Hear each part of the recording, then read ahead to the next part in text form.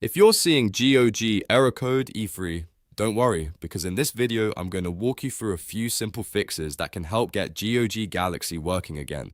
This is a common issue, and in many cases it comes down to permissions or security software blocking the client from connecting properly. So we'll go step by step, starting with the fastest fix first. And if this video helps you out, make sure to hit that like button and subscribe for more quick gaming and PC troubleshooting guides. Alright, let's get into it. The first thing you want to do is completely close GOG Galaxy. Make sure it is not just minimized in the background. You want to fully exit the app so the next step can apply properly. After that, find your GOG Galaxy shortcut on your desktop or in your start menu. Right-click it, and from the menu that appears, choose Run as Administrator. Running the launcher with admin privileges can help solve permission-related issues that trigger error code E3, especially if the client needs access to system resources or network settings that Windows is restricting.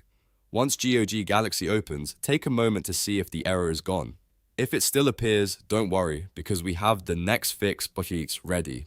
The second step is to configure your antivirus and firewall exceptions. Security software can sometimes mistake GOG Galaxy for a suspicious app and block it from connecting properly, which can cause this exact error. You'll want to add the GOG Galaxy installation folder to your exception list. The path you need is C/program files, x86, GOG Galaxy. If your antivirus has an exceptions, exclusions, or allowed apps section, paste that folder into the list.